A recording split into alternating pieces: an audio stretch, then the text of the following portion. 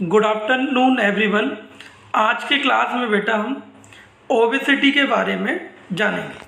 देखिए, जैसा कि मैंने आपको प्रीवियस क्लास में बताया था कि योगा एंड लाइफस्टाइल वाले चैप्टर में हम 5 डिफरेंट मॉडर्न लाइफस्टाइल प्रॉब्लम्स के बारे में जानेंगे, जो कि एक इंडिविजुअल के जो नॉर्मल रूटीन में चेंज की वजह से अकर हुई है। उनमें से हमारी जो सबसे पहली प्रॉब्लम है उसका नाम है बेटा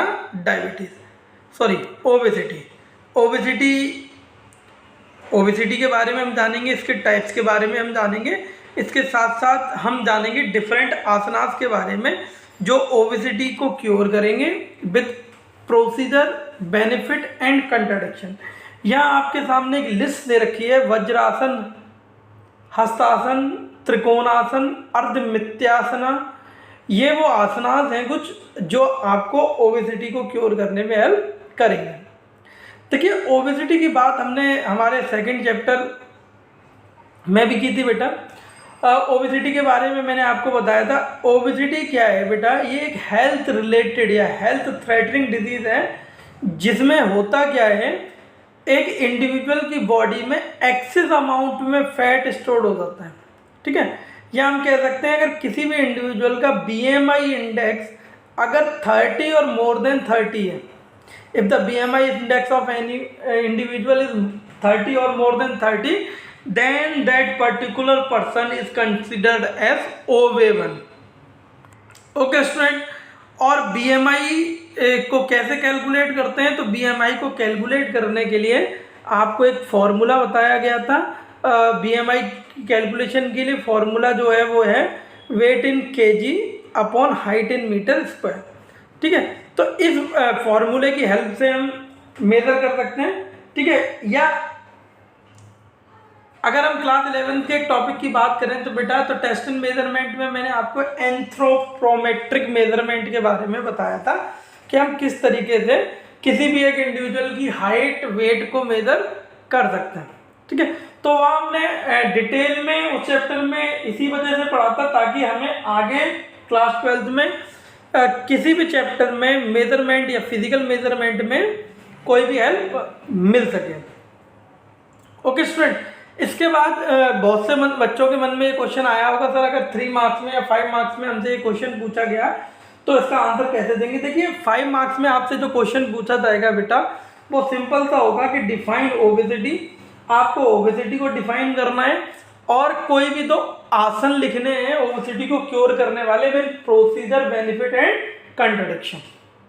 ओके स्टूडेंट, लेकिन जो हमारे सामने समस्या आती है बेटा, वो 3 मार्क्स के क्वेश्चन की आती है। अगर 3 मार्क्स में उन्होंने ओबेसिटी को पूछा खाली, तो 1 मार्क्स का तो कोई इशू ही नहीं है, क्योंकि ऑब्जेक्टिव टाइप क्वेश्चन है। जो इशू है बेटा वो किस 3 मार्क्स के क्वेश्चन को लेके है। तो 3 मार्क्स के क्वेश्चन का आंसर हम किस तरीके से देंगे, ये देखते हैं। 3 मार्क्स के क्वेश्चन का आंसर देने के लिए सबसे पहले हम डेफिनेशन लिखेंगे ओबेसिटी की। Obesity related health risk as considered as a disease due to. तो बेटा, हम ओबेसिटी को कैसे मेजर कर सकते हैं? तो डेफिनेशन में मैंने अभी आपको बताया था, अगर किसी भी इंडिविजुअल का BMI इंडेक्स स्कोर जो है वो मोर देन 30 है तो वो पर्सन ओबे पर्सन कहलाएगा, यानी कि उस पर्सन की मैक्सिमम चांस है कि वो ओबेसिटी से ग्रस्त है। वहीं अगर कॉजेज को देखा जाए तो कॉजेज देखिए, लाइफस्टाइल में चेंज है, हेरिडिटी की वजह से, यानी कि जेनेटिकल। ठीक है, मेटाबॉलिक रेट में चेंज आने की वजह से थायराइड जैसी प्रॉब्लम जब हो जाती है तो हमारी बॉडी में एक्सेस अमाउंट में एनर्जी का सिक्रेशन होने लगता है। इस वजह से भी लोगों का जो बॉडी वेट है वो इंक्रीज हो जाता है, फिजिकल एक्टिविटी ना करने की वजह से, और ईटिंग, या हम कह सकते हैं ईटिंग डिसऑर्डर की वजह से। अगर ईटिंग डिसऑर्डर लोग इनफ्रिक्वेंट मैनर में ईट करते हैं तो भी ये डिजीज़ होने के चांस बहुत ज़्यादा रहते हैं। वहीं अगर बात की जाए कॉजेज़ की, ये कारण क्या है, तो देखिए हैविंग स्मॉल ब्रीथ। ठीक है, लोग छोटी छोटी सांसें लेते हैं, इंक्रीज इन वेट। ठीक है, pain in joint, less moisture in skin and skin disease. Skin से रिलेटेड डिजीज़ भी किसके कारण है? ओबेसिटी के। वहीं कौन कौन से डिजीज़ हो सकते हैं ओबेसिटी की वजह से, और ओबेसिटी किस तरीके की प्रॉब्लम आपके लिए और अगर कर सकती है, तो वो डायबिटीज़ है, हाइपरटेंशन या हम कह सकते हैं हाई ब्लड प्रेशर हो गया। तो बेटा ये कई सारे प्रॉब्लम ओबेसिटी की वजह से।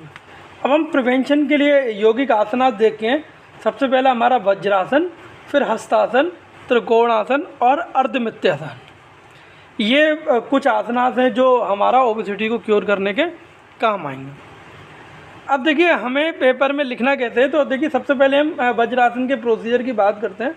Vajrasana is a position of sitting with leg extended together. This word is derived from Sanskrit which means diamond और थंडरबोल्ट। जो वज्र है उसको हम डायमंड, संस्कृत के वर्ड से डिस्क्राइब है, जिसका मतलब है डायमंड, या हम कह सकते हैं थंडरबोल्ट। थंडरबोल्ट मतलब लाइटनिंग। और अगर आप सभी माइथोलॉजी के बारे में जानते हैं तो भगवान जो इंद्र हैं उनका जो सबसे पावरफुल वेपन है उसका नाम क्या है? वज्र है। ठीक है, हिंदू माइथोलॉजी में ऐसा माना गया है, या हमारी माइथोलॉजी में ऐसा माना गया है कि ये वेपन कभी भी अपने टारगेट को मिस नहीं करता। ठीक है, वज्रासन का प्रोसीजर हमें परफॉर्म करने के लिए क्या करना है बेटा? जो सब्जेक्ट है वो यौगिक मैट पे कंफर्टेबली बैठेगा with both leg stretch forward, आगे की तरफ फॉरवर्ड करके। नाउ ही और she band his left leg from the left knee and place it below near left बटक and repeat the same procedure with other leg and place it near the right buttock. Now place your both hand over your knees and body must be erected, or we can say body is in straight line. Hold the procedure for some time and came back in reverse order. तो इस तरीके से हम वज्रासन को perform कर सकते हैं। देखिए वज्रासन के अगर प्रोसीजर को और देखें तो sit with leg extended towards hand by side of body resting on ground, place both बटक on both feet in a comfortable way like shown in a picture, place both the leg with the help of your big toe, overlap each other, keep head position and spine in a straight line, place both hand and knees, keep head straight, keep control on breath, take a long breath, hold, exhale. For mental pose, keep your eyes closed and focus on breath. Be in the position for 5 to 10 minutes. देखिए जो timing है बेटा वो एक performer के part पे, या हम कह सकते हैं एक परफॉर्मर इस एक्टिविटी को कितनी देर तक परफॉर्म कर सकता है। देखिए बिगिनर्स के लिए जो टाइमिंग रहती है वो बहुत ही कम रहती है, क्योंकि वो धीरे धीरे उस एक्सरसाइज या उस एक्टिविटी के लेवल तक आ पाते हैं। ऐसा नहीं है कि बुक में अगर कुछ लिखा हुआ है तो हम उस लेवल पे ही तुरंत पहुंच जाएं। हमें क्या करना पड़ेगा? धीरे धीरे उस लेवल को रीच करना पड़ेगा। ठीक है, हम फिर वज्रासन के बेनिफिट्स को देखते हैं। वज्रासन के बेनिफिट की अगर बात की जाए तो वज्रासन का बेनिफिट सबसे पहला है कीप डाइजेस्टिव सिस्टम हेल्दी। देखिए बहुत से लोगों का मानना है कि हम जो वज्रासन है बेटा इसको खाना खाने के बाद परफॉर्म कर सकते हैं, क्योंकि ये डाइजेस्टिव सिस्टम को एक प्रॉपर वर्किंग मोड प्रोवाइड करा सकता है, या हम कह सकते हैं जितने भी आपके डाइजेस्टिव या डाइजेशन रिलेटेड सिम्टम्स हैं ये उन सभी सिम्टम्स को क्योर करता है। ठीक है, इसके बाद क्या है? Being digestive system healthy and the problem of acidity and bad stomach possibility are prevented.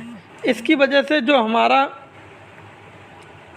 Stomach, या हम कह सकते हैं हमारा डाइजेस्टिव सिस्टम है, वो एकदम प्रॉपर वे में परफॉर्म करता है, जिसकी वजह से एसिडिटी की प्रॉब्लम या आपकी स्टमक से रिलेटेड जितनी भी परेशानियाँ हैं वो सारी क्योर हो जाती हैं। नेक्स्ट है बेटा it strengthen muscles of thigh and calf. आपके थाई मसल्स और आपके काफ मसल्स को ये स्ट्रॉन्गनेस प्रोवाइड कराता है। It is a correct meditative method. हम इस मेथड के थ्रू मेडिटेशन भी कर सकते हैं। It keep spine straight and prevent back एक। आपका जो बैक पेन है या बैक में जो आर्च है उसको भी ये क्या करता है, क्योर करता है। It is good for pregnant women, pregnant women के लिए भी एक यूज़फुल आसन है। It is good for losing weight, अगर किसी को भी वेट लूज़ करना है तो उसके लिए भी ये आसन कहता है एक अच्छा आसन। नेक्स्ट अगर हम देखें तो इट स्ट्रेंथन लंग्स कैपेसिटी, ये एक इंडिविजुअल की लंग्स कैपेसिटी को भी क्या करता है, इम्प्रूव करता है। कॉन्ट्रडिक्शन का मतलब होता है बेटा कि किन लोगों को ये आसन जो है वो परफॉर्म नहीं करना चाहिए। पीपल हैविंग नी पेन या नी इंजरी, जिसको भी है वो इस आसन को अवॉइड करें, वो लोग इस आसन को परफॉर्म नहीं कर सकते। पीपल विद बैक पेन, ठीक है, जिनको बैक पेन है या हाई अमाउंट में बैक पेन है वो लोग भी इस आसन को अवॉइड करें। Pregnant women shall not take much burden on leg, और प्रेग्नेंट वूमेन को भी एडवाइस किया जाता है कि इस आसन को लंबे समय तक परफॉर्म ना करें या अपने लेग्स पे ज़्यादा बर्डन ना डालें। पेशेंट विद हार्निया, ठीक है, हार्निया के पेशेंट भी इस आसन को अवॉइड करें। If any time person feeling weakness and dizziness should stop immediately, अगर किसी भी इंडिविजुअल को कोई भी परेशानी, चक्कर या वॉमिटिंग की फीलिंग आ रही है तो वो क्या कर सकते हैं, इस आसन को एट रैंडम ही स्टॉप कर सकते हैं। नेक्स्ट आसन है बेटा हमारा हस्त आसन। हस्त आसन में क्या करना है बेटा हमें, it is made up of 3 word. हस्तन सना means arm stretch posture, it is the posture the arm upward, so it is called हस्तासना। ठीक है, इस पोस्चर में जो आपके आर्म होते हैं वो स्ट्रेच रहते हैं, इस वजह से हम इसको क्या कहते हैं, हस्तासना। प्रोसीजर क्या है बेटा, स्टैंड इन अटेंशन पोजीशन, और we can say that stand erect with both feet together, दोनों पैरों को एक साथ रखेंगे, with palm facing up in the sky, interlocking finger, stretch keep and straight and near the ears. आपको क्या करना है, अपने दोनों हथेलियों को जोड़ना है या फिंगर्स को इंटरलिंक करना है, क्रॉस कराना है, और उसके बाद अपने जो ईयर के पास इनको रख के हम स्लो स्ट्रेच करेंगे side to side.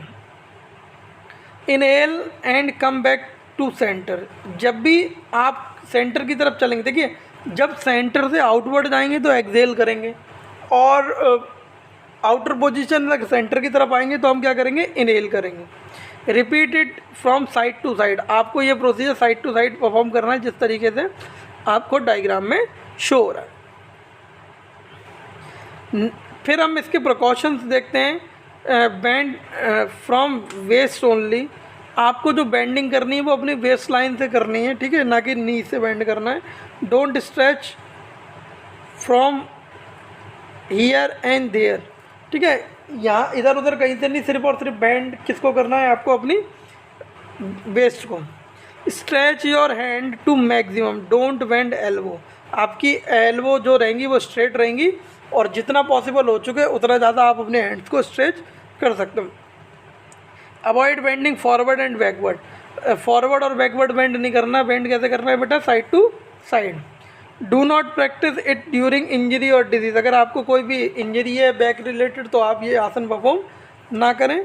Avoid this who have chronic back pain, जिनको बहुत ज़्यादा सीवियर बैक पेन है उन लोगों के लिए भी ये आसन कैसा है, एक एडवर्स आसन है, उन लोगों को भी ये आसन परफॉर्म नहीं करना चाहिए। ओके स्टूडेंट, फिर हम बेनिफिट देखते हैं। तो this asana provide relaxation to the body, इस आसन को परफॉर्म करने से एक इंडिविजुअल की बॉडी को रिलैक्सेशन मिलता है, यानी कि वो बहुत ही ज़्यादा रिलैक्स फील करता है। ठीक है, it heals neck shoulder and hand pain, अगर किसी के भी नेक में या किसी के शोल्डर में कोई पेन है तो ये उसको पेन को भी क्या करता है, हील कर देता है। हीलिंग का मतलब है ये उसको ठीक कर देता है। नेक्स्ट पॉइंट है बेटा हमारा, this asana help children to increase height, ये हाइट को इंक्रीज़ करने का एक बहुत ही अच्छा आसन है। ठीक है, जैसे आपने सुन रखा हो ताड़ासन के बारे में, ताड़ासन के अलावा हम हस्तासन भी लगा सकते हैं अपनी हाइट को इंक्रीज करने के लिए। It help to increase flexibility of waist, देखिए मैंने आपको पहले बताया था फ्लेक्सिबिलिटी तो हमेशा किसी भी आसन को परफॉर्म अगर आप करेंगे तो फ्लेक्सिबिलिटी इंप्रूव होगी। और मैक्सिमम जो देखा गया है बेटा, हम जिस बॉडी पार्ट पे या जिस जॉइंट पार्ट पे ज़्यादा फोकस करते हैं या ज़्यादा एक्सरसाइज करते हैं, उस जॉइंट की जो फ्लेक्सिबिलिटी है वो कैसी हो जाती है, बहुत हाई हो जाती है। नेक्स्ट है हमारा, this include all benefit of ताड़ासन। ताड़ासन के जितने भी बेनिफिट हैं वो सारे के सारे यहाँ मिल जाएंगे आपको, ठीक है। यानी कि पॉस्चर डिफॉर्मिटी लाइक स्लाइकोसिस, लोडियोसिस, काइफोसिस भी इससे क्या हो सकती है, क्योर हो सकती है। It prevent accumulation of fat on waist. ये बेटा फैट की स्टोरेज को भी रोकता है कि ज़्यादा अमाउंट में फैट आपकी बॉडी में स्टोर ना हो जाए, उसको भी ये रोकने के काम में आता है। इसके बाद हमारा जो नेक्स्ट पॉइंट है बेटा वो है, it improves efficiency of heart and kidney. ये आपकी फिल्ट्रेशन के प्रोसेस और सर्कुलेशन दोनों के प्रोसेस को क्या करता है, स्मूथ वे में रन करने देता है। It also help in preventing and curing asthma, osteoporosis and cyanosis. इस तरीके की प्रॉब्लम अस्थमा या ऑस्टियोपोरोसिस या साइनोसिस बेटा, ये जो है आपकी बोन रिलेटेड डिजीज़ है, उनको भी क्योर करने में हेल्प करता है। हमारा जो थर्ड आसन है बेटा, उसका नाम है त्रिकोण आसन। त्रिकोण का मतलब होता है 3 ट्राइंगल्स, ठीक है। ये ट्राइंगल की शेप में होता है और 3 डायमेंशनल ट्राइंगल आता है, हम कह सकते हैं 3 ट्राइंगल बनते हैं जब हम इस पॉस्चर को गेट करते हैं, इस वजह से इसका नाम है त्रिकोण आसन। त्रिकोण आसन इज अ आसन विच shows the shape of triangle. Means 3, cone means angle, that's why it is called trikonasana, ठीक है। इस आसन को परफॉर्म करने के लिए सबसे पहले आप अटेंशन पोजीशन में खड़े होंगे, ठीक है। उसके बाद आप अपने दोनों पैरों को 1 से 2 फीट की दूरी पर रखेंगे विद प्रॉपर बैलेंस, ठीक है। अपने आर्म को स्ट्रेच करेंगे अपवर्ड, और राइट वाला जो आपका आर्म है उसको राइट फिट के नियर प्लेस करेंगे। योर आर्म शुड, और सेकंड जो आर्म है वो फर्स्ट आर्म के पैरेलल जाएगा in a straight line. Bend the left side from the waist toward the floor. Place left hand on left foot. Stretch arm upward two arm will be at a angle of 180 degree. Maintain the position for 5 to 10 seconds. Breathing comfortable. To come back, lift left palm. Now repeat the same procedure with opposite side. You can perform 10 to 15 repetition of such asana or up to the comfortable या comfort level. Now came back in reverse order. हम फिर उसके बाद reverse order में आएंगे। फिर अगर हम इसके बेनिफिट्स की बात करें बेटा, तो इसका जो बेनिफिट है, सबसे पहला ये आपके ट्रंक को स्ट्रॉन्ग करता है, आपके रिब्स को स्ट्रॉन्ग बनाता है। देखिए स्ट्रॉन्गनेस में जो मेन फैक्टर है बेटा वो आपके मसल्स, ठीक है। यानी कि जिस बॉडी पार्ट पे लोड आएगा उस बॉडी पार्ट के जो भी मसल होंगे वो कैसे हो जाएंगे, एकदम स्ट्रॉन्ग हो जाएंगे। ओके स्टूडेंट, नाउ और नेक्स्ट जो है हमारी जो स्पाइन की फ्लेक्सिबिलिटी है उसको भी इम्प्रूव करने के काम में आएगा। यानी कि आपकी स्पाइनल कॉर्ड या हम कहते हैं कि वर्टिब्रास जो है उनकी जो रेंज ऑफ मूवमेंट है वो भी कैसी हो जाएगी, इंक्रीज हो जाएगी। ओबेसिटी को तो रिड्यूस करेंगे ही करेंगे ये सारे आसना। It help to increase weight of growing child. अगर कोई डेवलपिंग चाइल्ड है, हम कह सकते हैं चाइल्ड के अर्ली एज जिसमें, ये उसके वेट को कंट्रोल करने में भी हेल्पफुल या उसके आइडल वेट को मेंटेन करने में भी हेल्पफुल मोड है। It cure digestive problem. देखिए ओबेसिटी का जो मेन कॉज है वो आपकी डाइजेशन है। अगर आप डाइजेस्टिव सिस्टम को स्ट्रॉन्ग रखेंगे तो आपकी जो ओबेसिटी है वो ऑटोमेटिकली कैसी हो जाएगी बेटा, क्योर हो जाएगी। नाउ कंट्राडिक्शन ऑफ त्रिकोण आसनास। If there is pain in neck then do not bend knee while performing. अगर आपके बैक में या नी में इंजरी है या पेन है तो आप इस आसन को क्या करेंगे, अवॉइड करेंगे। Such individual should not perform this आसना, ठीक है। तो देखिए कंट्राडिक्शन में आपको एक बात समझ में आ रही होगी बेटा कि कंट्राडिक्शन का सिंपल सा मीनिंग है, जिस जगह पे हम बेंडिंग कर रहे हैं, जिस बॉडी पार्ट को हम बेंड कर रहे हैं, उस बॉडी पार्ट को बेंड करते टाइम हमें एक चीज़ ध्यान रखनी है कि उससे रिलेटेड कोई इंजरी तो नहीं है। अगर उससे रिलेटेड कोई इंजरी है तो हम उस बॉडी पार्ट को बेंड नहीं करेंगे। ओके स्टूडेंट, ठीक है। नेक्स्ट देखते हैं, it having high BP, then in case of high BP we can say that in normal condition if the blood pressure of some individual is flowing with a high rate, then the term as hypertension। अगर किसी भी individual का normal condition में blood flow या blood pressure बहुत तेज़ है या तेज़ गति से फ्लोट हो रहा है ब्लड उसकी बॉडी में, तो वो इंडिविजुअल भी इस आसन को परफॉर्म नहीं करेगा। Avoid leaning forward and backward, इस आसन में भी हम फॉरवर्ड और बैकवर्ड बेंड नहीं करेंगे। फिर हम हमारे लास्ट आसन की तरफ चलते हैं बेटा। हमारा जो लास्ट आसन है वो है हमारा अर्धमित्यासन आसन। देखिए संस्कृत में अर्ध का मतलब है हाफ और मृत्यासन का मतलब है posture of death. In the position we bend the spine in half because it is not possible to bend it in full. This asana is named as yogi Mrityasana. इस आसन को योगी मृत्यासना भी कहते हैं। प्रोसीजर की अगर हम बात करें, so sit on ground and extend leg in front, bend knees of left leg, place left foot close to right buttock, heel should have the hip side and left knees touch the ground. Bend the right knee and place right foot on ground. Keep left hand on straight right knee and keep right hand back side. Bend the right arm from elbow, encircle the weight as much as possible as if trying to touch the navel. Turn the head toward straight right side and try to look bend over the shoulder. Keep spine straight, be in the position and inhale long breath.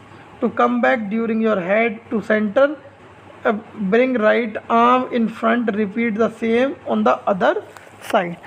आपको ये procedure 2 बार repeat करना है, right और left side.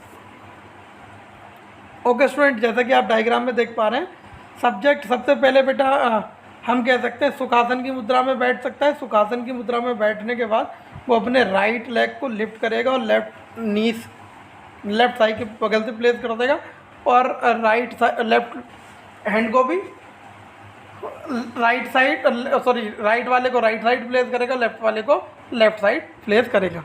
फिर अगर हम बात करें बेटा इसके बेनिफिट्स की, तो देखिए कई सारे बेनिफिट्स हैं अर्धमित्या आसना के। सबसे पहला ओबेसिटी, रेस्पिरेटरी आपकी जो भी प्रॉब्लम है उनको क्योर करता है। लिवर स्पेलिन पेनक्रियास को स्टिमुलेट करता है, आपकी बॉडी में एक्स्ट्रा फैट को स्टोर नहीं होने देता। ठीक है। It glorify face and keep menstruation cycle and women control. Women's के लिए ये उन फेस पे शाइनीनेस के लिए एक अच्छा कंपोनेंट है। It heal back pain, stress, headache, और बैक पेन में भी एक बहुत ही यूज़फुल आसन है। अगर प्रिवेंशन की बात की जाए बेटा तो प्रिवेंशन में ये प्रेग्नेंट वुमेन को नहीं परफॉर्म करना है। डू नॉट ड्यूरिंग मेंसुलेशन साइकिल, जब मेंसुलेशन साइकिल हो या पीरियड्स के टाइम में भी इसको परफॉर्म नहीं करना है। People suffering from hernia avoid करेंगे इसको। इफ़ बॉडी पेन या बैक पेन है तो वो लोग भी इसको अवॉइड कर सकते हैं। ठीक है। इसके अलावा हमेशा जो जंक फूड को भी अवॉइड करना है इसकी कंडीशन में। तो बेटा आज की क्लास में हम लोगों ने जो जाना वो ओबेसिटी के बारे में जाना। ओबेसिटी क्या है, ठीक है। ओबेसिटी के बारे में हम डिटेल में बेटा सेकंड चैप्टर में भी पढ़ चुके हैं, तो इस वजह से मैंने उसको ज़्यादा डिटेल में नहीं बताना उचित समझा। मेरा मानना है कि ओबेसिटी के बारे में आप कई क्लासेस में पढ़ चुके हैं। 11th में भी कई टॉपिक्स में था, 12th में भी कई जगह है। तो मैंने बताया था कि 11th 12th बेटा इंटरलिंक्ड क्लास है। बहुत सारी चीज़ें जो 11th में पढ़ने के बाद क्लास 12th में कॉमन हो जाती हैं सभी सब्जेक्ट्स। ओके स्टूडेंट, फिर हमने हमारे कई सारे आसनास के बारे में पढ़ा। अर्धमित्या आसना, त्रिकोणासना, ठीक है, वज्रासना और हमारा हस्तासना। ये सभी आसन के बारे में हमने इनके प्रोसीजर के बारे में, इनके बेनिफिट के बारे में डिटेल में पढ़ा। इसी तरीके से आपको क्वेश्चन पेपर में भी आंसर देना है। आज की क्लास में बेटा हम अपने टॉपिक को यहीं स्टॉप करते हैं और मिलते हैं नेक्स्ट क्लास में। तब तक के लिए goodbye, have a nice.